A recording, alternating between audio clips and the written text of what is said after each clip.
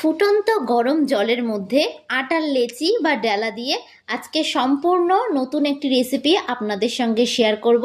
এই রেসিপিটি দেখলে কিন্তু আপনারা অবাক হয়ে যাবেন, আর একবার রেসিপিটি দেখলে আপনাদের বানাতে ইচ্ছে করবে।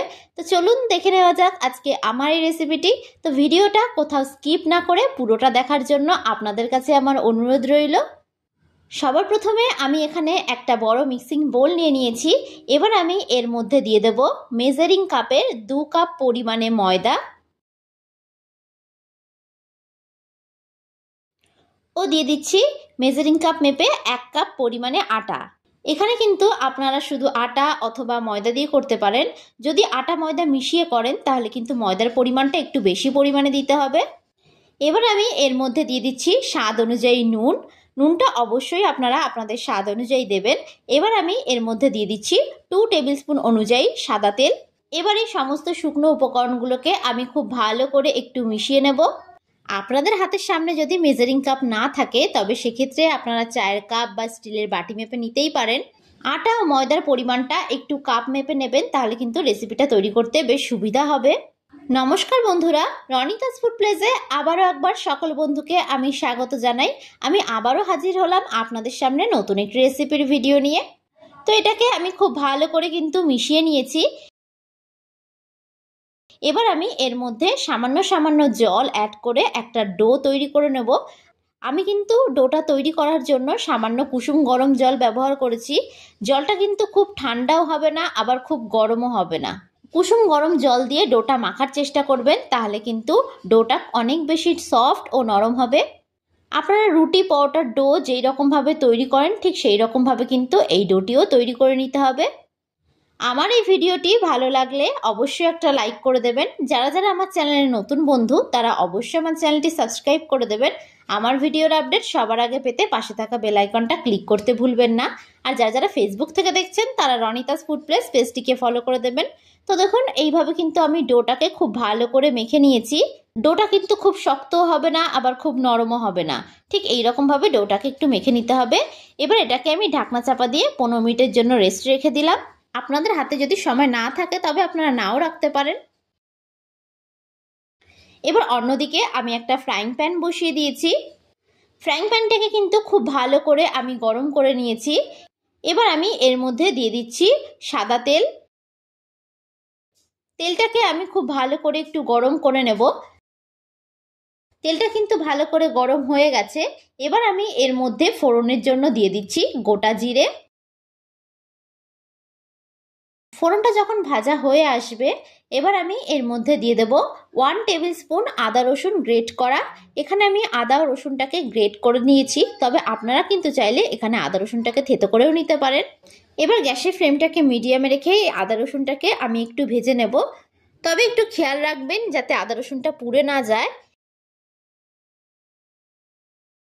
এবার আমি এর মধ্যে দিয়ে দিচ্ছি একটা মিডিয়াম সাইজের কুচিয়ে রাখা পেঁয়াজ।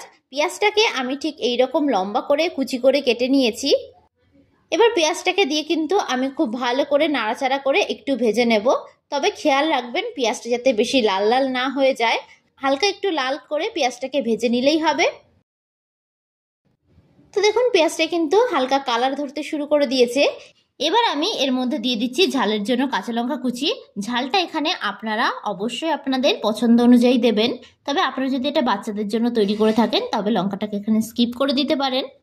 এবার আমি এই পর্যায়ে অ্যাড করে দেব এর মধ্যে একটা গ্রেট করা আলু। এখানে আমি একটা কাঁচা আলুকে খুব ভালো করে একটু গ্রেট করে নিয়েছিলাম একটা গ্রেটারের সাহায্যে।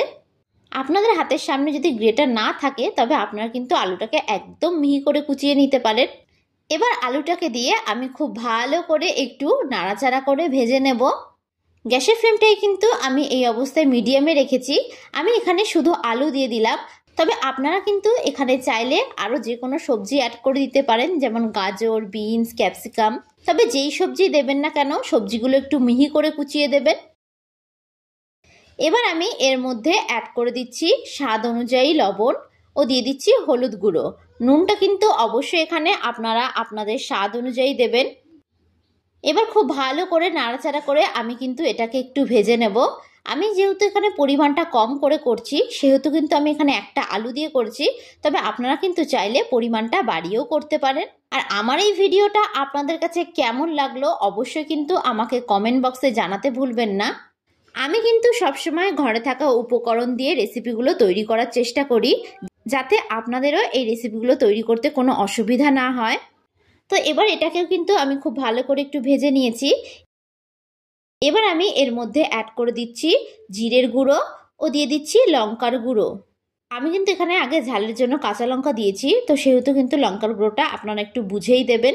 এবার খুব ভালো করে নাড়াচাড়া করে আমি কিন্তু এটাকে একটু ভেজে নেব। গ্যাসের ফ্লেমটাকে মিডিয়ামে রেখে রান্নাটা করে নেবেন, তাহলে দেখবেন রান্নাটা খুব তাড়াতাড়ি হয়ে যাবে। এবার আমি এটাকে ঢাকনা চাপা দিয়ে রেখে দেবো 2 মিনিটের জন্য।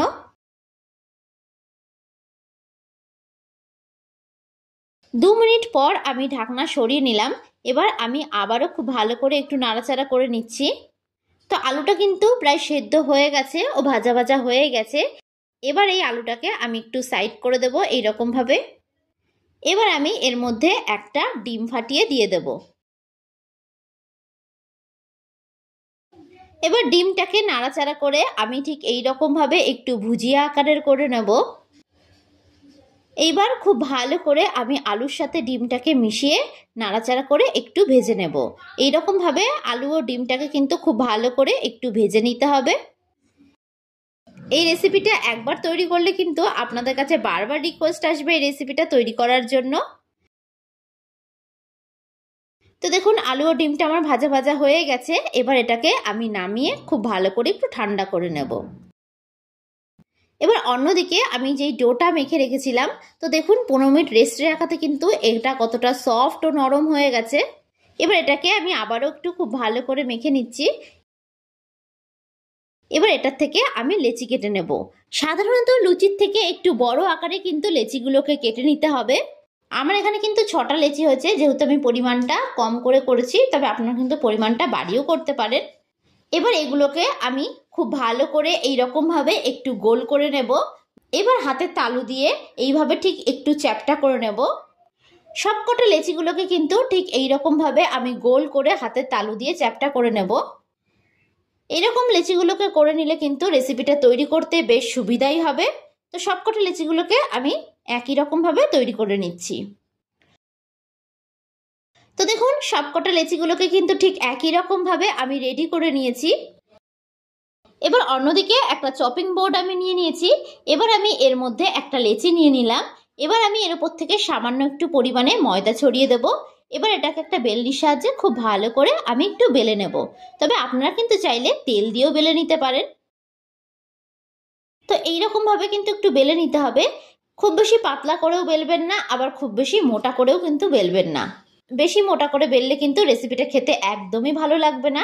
তো দেখুন ঠিক এইরকমভাবে কিন্তু আমি এটাকে বেলে নিয়েছি। তো আরও একটা বেলে আমি আপনাদেরকে দেখাচ্ছি। প্রথমে একটু ময়দার মধ্যে কোট করে নেবেন, তারপরে খুব ভালো করে একটু বেলে নেবেন। এই রেসিপিটা কিন্তু আপনারা বাচ্চাদের টিফিনেও অনায়াসে তৈরি করে দিতে পারবেন। তো সবগুলোকে বেলে আমি একেবারে আপনাদেরকে দেখাচ্ছি। তো দেখুন সবগুলোকে কিন্তু ঠিক একই রকমভাবে আমি বেলে নিয়েছি। এবার অন্যদিকে বেলে রাখা একটা রুটি আমি নিয়ে নিলাম।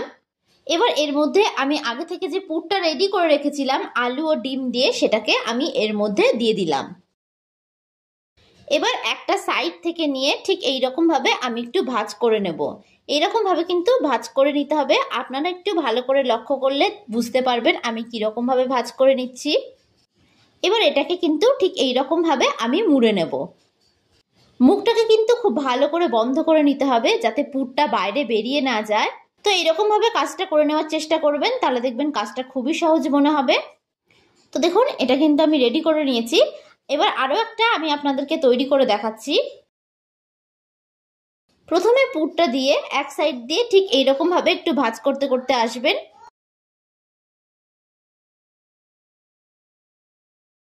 তারপরে মুখটাকে কিন্তু ঠিক এইরকমভাবে একটু বন্ধ করে দেবেন। মুখটাকে কিন্তু অবশ্যই একটু ভালো করে বন্ধ করে দেবেন, নাহলে কিন্তু পুরটা বাইরে বেরিয়ে আসবে। তো দেখুন এটাকে আমি রেডি করে নিয়েছি। এবার বাদ বাকিগুলোকেও ঠিক একই রকমভাবে আমি রেডি করে নিচ্ছি। তো দেখুন সবগুলোকেই কিন্তু আমি ঠিক একই রকমভাবে তৈরি করে নিয়েছি। এবার আমি অন্যদিকে একটা কড়াই বসিয়ে দিয়েছি। কড়াইটাকে ভালো করে গরম করে নিয়ে আমি এর মধ্যে দিয়ে দেব বেশ খানিকটা পরিমাণে জল। জলটা কিন্তু এখানে বেশি পরিমাণে দিতে হবে। এবার গ্যাসের ফ্লেমটাকে হাইয়ে রেখে আমি জলটাকে খুব ভালো করে গরম করে নেব। জলটা হালকা একটু গরম হয়ে আসলে আমি এর মধ্যে যে লেচিগুলোর মধ্যে পুর ভরে রেখেছিলাম সেগুলোকে একে একে এর মধ্যে দিয়ে দেব।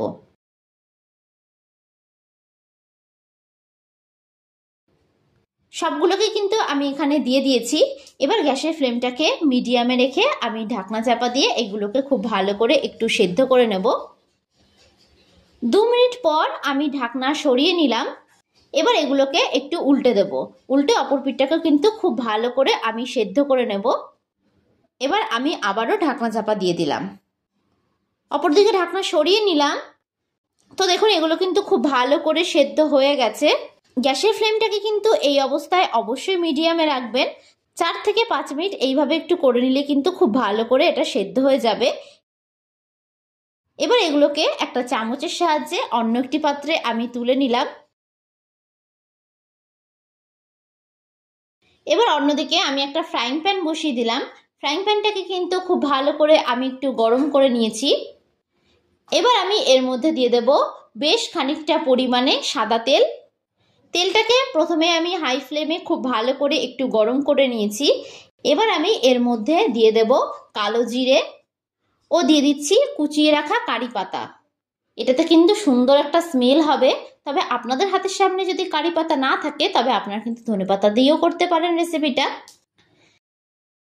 এবার আমি এর মধ্যে এই লেচিগুলোকে দিয়ে দেব। একে একে সবকটা লেচিগুলোকে কিন্তু আমি দিয়ে দিয়েছি। এবার এগুলোকে কিন্তু খুব ভালো করে আমি একটু ভেজে নেব। এগুলোকে ভাজতে কিন্তু খুব বেশি একটা সময় লাগবে না, যেহেতু আমি আগে থেকে কিন্তু এগুলোকে সেদ্ধ করে নিয়েছিলাম। তো মিনিট 2 ধরে উল্টে পাল্টে একটু লাল লাল করে ভেজে নিলেই কিন্তু হবে। আমার এই ভিডিওটা যদি আপনাদের কাছে ভালো লেগে থাকে তাহলে অবশ্যই একটা লাইক করে দেবেন। আর যারা যারা আমার চ্যানেলের নতুন বন্ধু তারা অবশ্যই আমার চ্যানেলটি সাবস্ক্রাইব করে দেবেন। আমার ভিডিওর আপডেট সবার আগে পেতে পাশে থাকা বেল আইকনটা ক্লিক করতে ভুলবেন না। আর যারা যারা ফেসবুক থেকে দেখছেন তারা রনিতাস ফুড প্লেস পেজটিকে ফলো করে দেবেন। তো এইভাবে ঠিক উল্টে পাল্টে বেশ লাল লাল করে কিন্তু আমি ভেজে নিয়েছি। তো ভিডিওটা শেষ পর্যন্ত দেখার জন্য আপনাদেরকে আমি অসংখ্য ধন্যবাদ জানাই। তো দেখুন দুপিটি কিন্তু বেশ লাল লাল করে ভাজা হয়ে গেছে। তো এবার এগুলোকে আমি অন্য একটি পাত্রে তুলে নেব। তো দেখেই নিলেন খুব সুন্দরভাবে তৈরি হয়ে গেল আমাদের আজকের এই রেসিপিটি। আপনাদের কাছে আমার রিকোয়েস্ট থাকলো এই রেসিপিটা বাড়িতে একবার হলেও তৈরি করার জন্য। আর এই রেসিপিটা একবার তৈরি করলে কিন্তু আপনার কাছে বারবার রিকোয়েস্ট আসবে। তো আজকের মতন আমি বিদায় জানালাম। আবারও হাজির হব আপনাদের সামনে নতুন একটি রেসিপির ভিডিও নিয়ে। তো আশা করি আপনারা সকলে ভালো থাকবেন, সুস্থ থাকবেন। ধন্যবাদ।